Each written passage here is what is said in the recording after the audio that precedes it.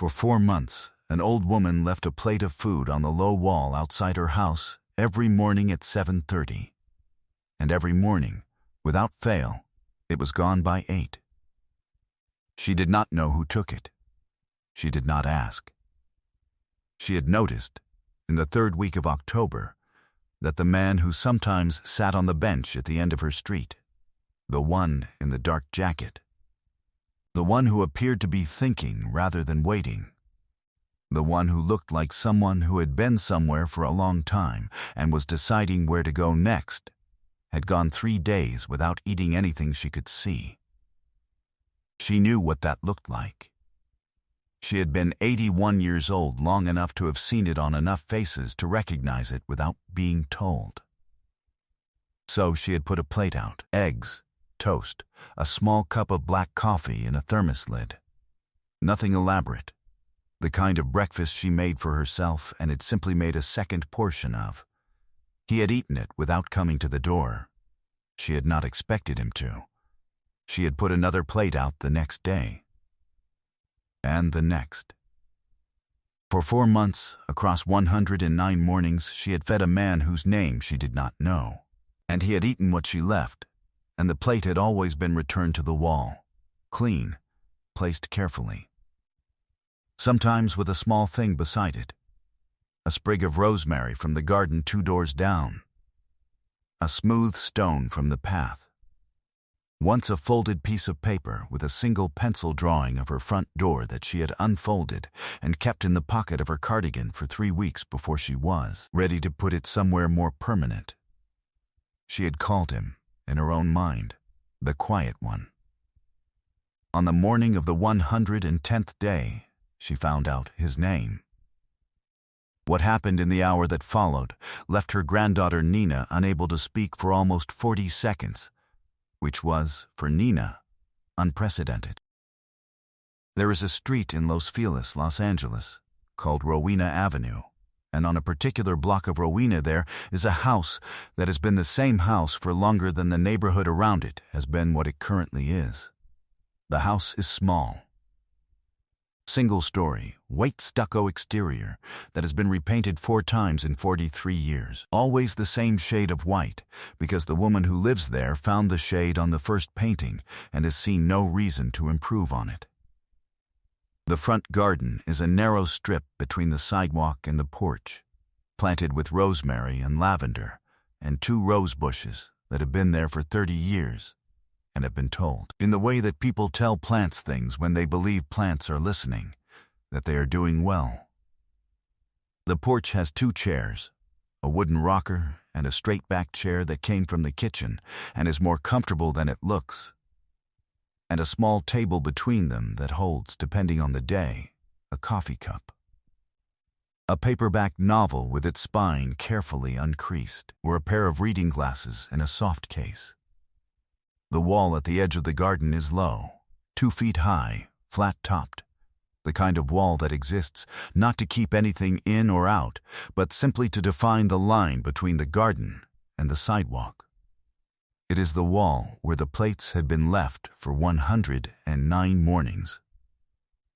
The woman's name was Estelle Marsh. She was 81 years old and had lived in that house for 43 years. Which meant she had arrived when she was 38 with her husband Gerald and their daughter Patricia, and she had watched the neighborhood change around her, watched the coffee shops arrive, and the hardware store leave, and the rents become something she did not want to think about too carefully. And she had stayed because the house was paid for, and the garden was right, and the neighbors were either old friends or new people who had, so far, been perfectly pleasant. Gerald had died 11 years ago. Patricia had moved to Portland 15 years ago with her husband and their daughter Nina, who was now 27, and visited 4 times a year and called every Sunday and worried about her grandmother in the specific way that people worry about someone they love who insists they are fine, and mostly is. Estelle was, mostly, fine. She cooked for herself every morning with the precision of someone who had cooked for a family for decades and had not seen fit to scale down the care she brought to it just because the family had changed shape. Her breakfasts were real breakfasts. Her kitchen smelled, always, of whatever she had last made that involved butter, which was most things. She did not have television on in the mornings. She had the radio, a classical station that she had been listening to since 1987, and that she had a specific and detailed relationship with, in that she had opinions about which pieces the station chose to play and when. She had not been watching television when she first noticed the man on the bench. She had been standing at her kitchen window with a cup of coffee, watching the street do its morning thing, the dog walkers, the joggers, the particular quality of Los Feliz light at 7 in the morning in October, which comes in at a low angle from the east and makes everything look briefly like a painting when she had seen him. He was sitting on the bench at the end of the block, 3 houses down, in the way that people sit on benches when the bench is not their destination but simply a place they have stopped. Dark jacket, dark jeans, a bag at his feet, not asleep, not on his phone, just sitting. He had been there the 3 previous mornings. He had not eaten anything on any of them. She knew what that looked like. You need to understand something about Estelle Marsh before you understand the plate. She had been born in 1942 in a small house in East Los Angeles to parents who had come from Mexico when they were 19 and 21 years old and who had built a life in America with the specific quality of attention that people bring to things they have worked very hard to have. Her father had been a baker. Her mother had cleaned houses in Silver Lake and Hancock Park 5 days a week for 31 years, and had come home each evening and cooked a dinner that the family sat down to together, without exception, in a way that was not a rule so much as a faith. The faith that a table with food on it and people around it was the fundamental unit of a life being lived correctly. Estelle had absorbed this faith completely. She had married Gerald at 22. She had raised Patricia on it. She had fed neighbors when they were ill, fed friends when they were lost, fed strangers when the opportunity presented itself, with the matter-of-fact generosity of someone for whom feeding people was not a virtue, but simply a response, the most obvious available response to the presence of a person who was hungry. She had also, across 81 years, learned to recognize hunger that did not announce itself. The man on the bench was not visibly struggling. He was not disheveled. He was not asking for anything. He had a bag that suggested he was between somewhere and somewhere else, and a quality about him, a stillness, a patience, that was not the stillness of someone at rest, but the stillness of someone who had gone still because movement required a resource he was currently conserving. She had seen this before. In Gerald, in the year after he lost his engineering job in 1991 and spent 8 months looking for another. In a neighbor 3 doors down, in the year after her divorce, in her own face, in the bathroom mirror, in the weeks after Gerald died, when she had sometimes stood in the kitchen and looked at the stove and been unable to identify a reason to turn it on. She had not made the plate because she knew who he was, or what he needed, or how the story would resolve. She had made the plate because a person was on a bench, and she had eggs. It was that simple, and it was also not simple at all. Because nothing that requires you to see someone and act on what you see is ever actually simple. The routine established itself without being planned. 7:30, plate on the wall. Eggs, 2, scrambled, with a little cream and the chives from the garden pot when they were growing. Toast, buttered, the thermos lid of coffee, black, because she did not know how he took it, and black was the honest choice. Sometimes a piece of fruit if there was one that was ready. By 8, plate empty, returned to the wall with a care that she noticed. Not just set down, placed, The thermos lid placed beside the plate, never on top of it. A small thing. The small thing of a person who had been raised to leave a space the way they had found it, or better. She did not watch from the window. She had considered this in the first week and had decided against it. There was a difference between providing something and observing it being received, and the difference mattered. She had told no one for the first 3 weeks. When she told her neighbor Francis, 74 years old, retired librarian, sharp, Francis had looked at her with an expression that combined concern with something approaching admiration. "You don't know this man," Francis had said. "No," Estelle agreed. "He could be anyone. He could. He takes the plate and brings it back clean. Every day? Every day." Francis had thought about this. "What does he leave beside it?" she had asked. Estelle had showed her the collection. The rosemary sprig, the smooth stone, the folded drawing of the front door. Francis had held the drawing carefully. She had looked at it for a long time. "Estelle," she said. "I know," Estelle said. "This is very good. I know." Francis had looked at the drawing and then at Estelle with the expression she reserved for situations that did not have a clear category. "Are you going to find out who he is?" she said. "If he wants me to know," Estelle said, "he'll tell me." She had put the drawing in the pocket of her cardigan. She kept it there for 3 weeks, taking it out occasionally to look at it, before she moved it to the frame on the mantelpiece that had held a photograph of Gerald. She had moved to a better frame. On the 31st morning, he left a photograph. Not of her door.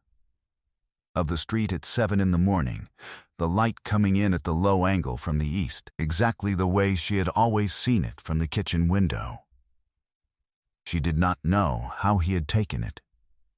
She did not know that he had been standing at the end of the block with his phone and had seen the light do the thing it did, and had taken the picture because it was too good not to.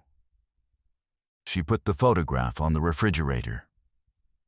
On the 44th morning, he left nothing, but the plate had been washed, not just wiped, washed, the way you wash something when you have access to water and soap and enough time, which suggested he had gone somewhere with a sink. She had noticed this. She had thought about it for longer than was probably warranted. On the 62nd morning, she had put out a plate and gone to the porch and sat in the straight-backed chair, not facing the wall but at an angle, facing the garden, ostensibly, but positioned so that the wall was in her peripheral vision. She had not seen him. She had heard him. The specific sound of a plate being placed, carefully, on a flat stone surface. And then, very quietly, so quietly she would question afterward whether she had heard it or imagined it. A sound that might have been someone saying thank you in a voice that did not expect anyone to hear it. She had stayed very still. Then, she had gone back inside. Nina Marsh had arrived the previous evening from Portland. She was 27 years old, a graphic designer, and she visited her grandmother 4 times a year and called every Sunday and had heard about the plate, about which she had asked a series of practical questions, the kind of questions that made Estelle love her granddaughter completely and understand her slightly less, and had concluded that her grandmother was doing a kind thing and that probably everything was fine. She had been at the kitchen table with coffee when Estelle put the plate out at 7:30. She had watched through the window because, unlike her grandmother, she had decided that watching was acceptable. At 7:41, a man came around the corner of the block. Dark jacket, dark jeans, a bag over one shoulder. He walked the way someone walks when they know a street, when they have been on it enough times that the path has become automatic. He stopped at the wall. He looked at the plate. He picked it up. He looked toward the house. Nina was not sure he could see her through the glass, but he seemed to look directly at the window for a moment. She did not move. Then he sat on the edge of the wall and ate. This was new. Estelle had come to stand beside Nina, and she had seen it too. The sitting. The eating at the wall rather than taking the plate somewhere else. She had pressed her lips together in a way that was not quite a smile, but was in that direction. He ate slowly. Not hungrily, carefully, as though the food deserved attention. He wiped the plate with the last piece of toast. He replaced the plate on the wall. He sat for a moment. Then he stood, and he reached into the inside pocket of the jacket, and he took something out and placed it beside the plate. He walked back around the corner. Estelle went outside. On the wall, beside the clean plate, was a business card. Plain white. A name on the front, a handwritten note on the back, and the careful print of someone who writes by hand intentionally. Estelle picked up the card. She read the front. She stood on her porch with the card in her hand and was very still for a moment. Then she went inside. "Nina," she said. Nina looked up from her coffee. Estelle held out the card. Nina took it. She read the front. She read the handwritten note on the back. She was quiet for 37 seconds. Estelle counted, approximately. She had not expected it to take that long. "Gran," Nina said. "I know. I know. For 4 months you've been 109 mornings," Estelle said. She sat down at the table. She picked up her own coffee. "He has very good manners," she said. "I noticed that early on." Nina looked at the card. She looked at her grandmother. "What does the note say?" Estelle asked. She had read it, but she wanted to hear it. Nina read it aloud. "The eggs are perfect every time. I don't know how you do it. Thank you for seeing me." Estelle held her coffee cup with both hands. "He has very good manners," she said again. Quietly, to herself as much as to Nina. Estelle Marsh did not call the number on the card that day. She thought about it. She took the card out of her cardigan pocket. She had already moved it there, where the drawing had lived, and looked at it several times. She put it on the kitchen windowsill. She moved it to the mantelpiece. She moved it back to her pocket. Nina suggested calling. "What would I say?" Estelle asked. "Thank you? Hello? That you've been feeding him for 4 months and you'd like to meet properly?" "We've met properly," Estelle said. "We just haven't been introduced." Nina looked at her. "That is a very specific distinction," she said. "Yes," Estelle agreed. She did not call that day. On the 111th morning, she put the plate out as usual, and on the side of the plate, she put a card of her own, not a business card. She did not have business cards. She had small note cards with a lavender sprig printed in the corner that she used for thank you notes, and on the card she had written, "The secret is a little cream and not too much heat. I'm Estelle. Come to the door next time. E.M." He came to the door the following morning. She had the coffee on. She had made a third chair available on the porch, brought the wooden stool from the hallway because Frances had said she would come by, and was sitting in the rocker when the knock came. Estelle opened the door. He was in the same dark jacket, the same dark jeans. He had the empty plate in one hand, the note card in the other. "Estelle," he said. "Come in," she said. "The coffee is ready." He came in. He sat at the kitchen table. Estelle poured the coffee. Frances appeared in the kitchen doorway, looked at the man at the table, and looked at Estelle with an expression that communicated several things simultaneously without saying any of them. Estelle introduced them. Frances said afterward that she had managed to say, "How do you do?" and then had needed a moment. They sat at the kitchen table for an hour and 11 minutes. He asked Estelle about Gerald, about how she had met him, about what he had been like. He asked about Patricia and about Nina. And he listened the way he had apparently always listened, with the quality of attention that made you feel that what you were saying was the thing he had been waiting to hear. He told her, briefly and without elaboration, about the months he had been spending on that street, that he had been going through something.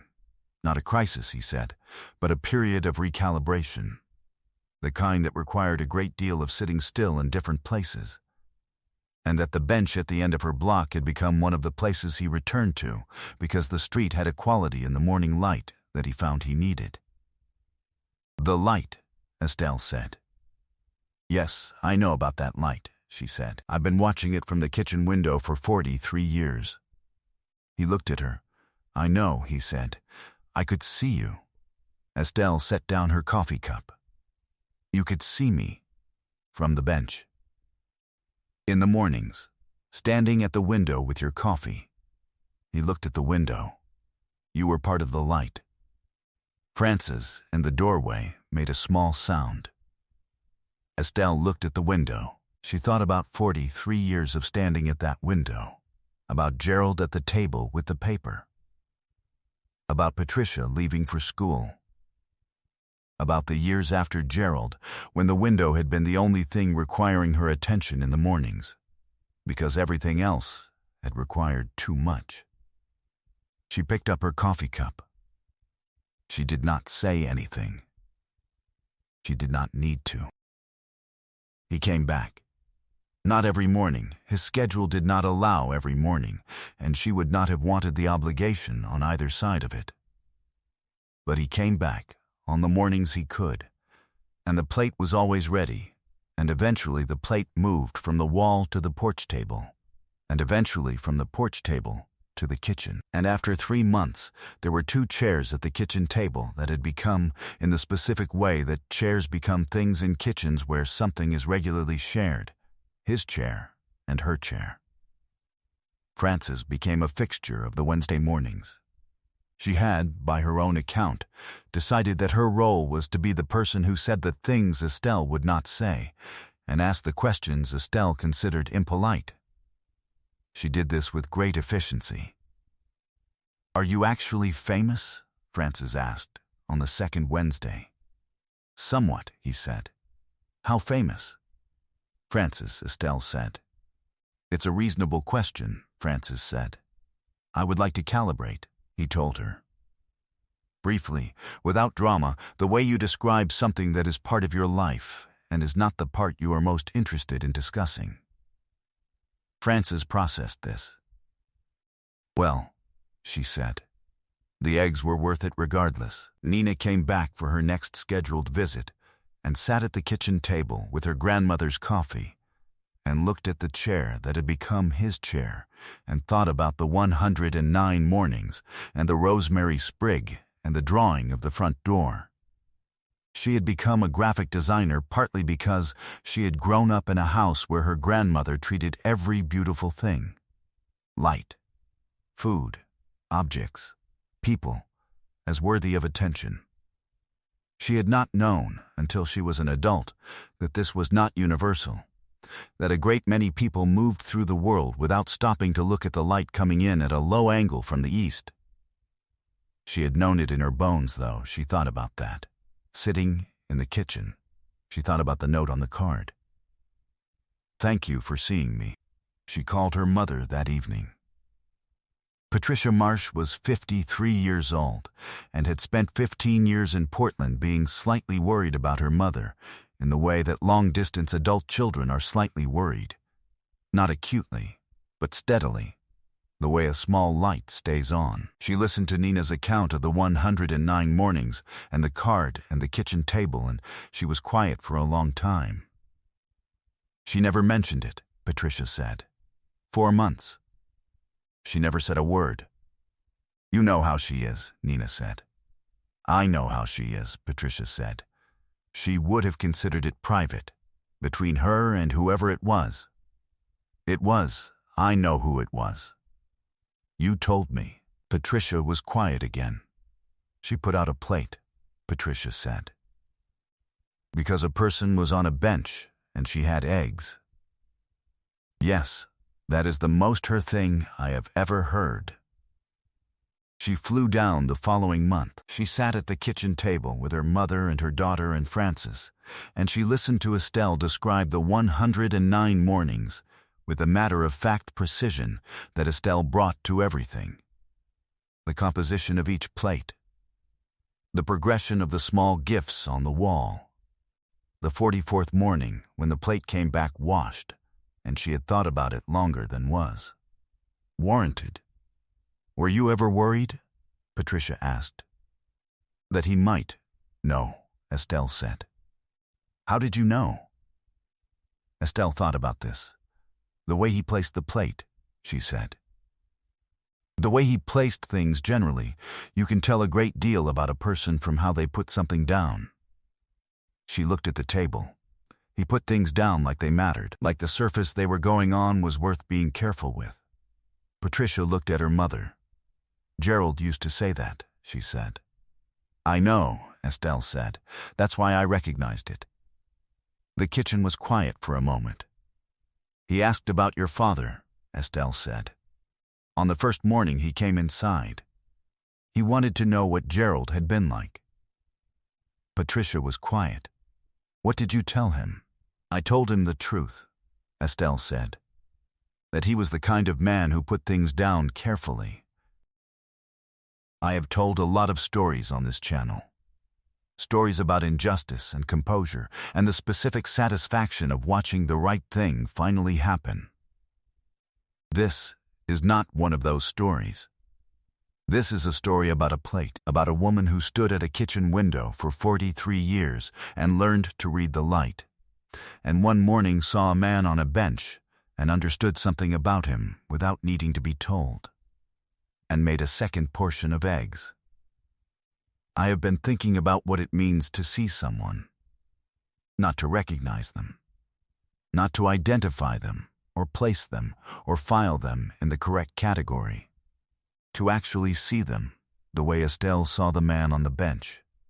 Not what he was or who he was or what he might want or what the risk might be. Just a person on a bench who had not eaten. Most of us know how to see need when it announces itself, when it is loud, when it is labeled, when it comes with a sign or a statement or a clear request. What is harder, what requires something more, is seeing need when it is quiet, when it is sitting still, when it has the patience of someone who has learned not to ask. She saw it anyway. I keep coming back to the note on the card. Thank you for seeing me. Not for the food, not for the generosity, not for the mornings, not for the 109 plates. For seeing, because the plates were the expression of the seeing. The plates were what happened after the seeing had already occurred.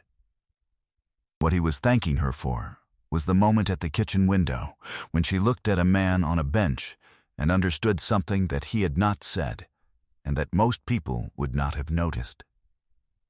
That is a particular kind of gift.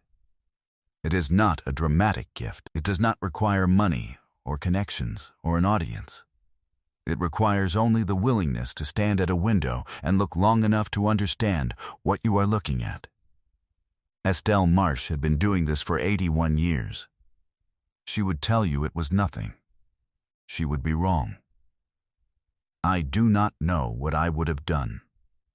I would like to think I would have made the plate. I am less certain I would have seen the thing that made the plate necessary in the first place. That is the harder part. The eggs are easy. The seeing is the work. And the seeing, she would tell you, is also the reward. This story is fictional, inspired by Keanu Reeves' well-known quality of being, in the presence of other people, genuinely and completely present, and by the countless ordinary people who have extended grace to strangers without ever knowing whose day they were quietly holding together. If something in it stayed with you, drop a comment. Tell me about someone who saw you when you were quiet about it. If you know an Estelle, someone who puts things out on the wall without ceremony, who sees without needing to be asked to look. Share this with them. Tell them someone noticed. Subscribe, there are more stories where this came from. Quieter ones. Sometimes. See you in the next one.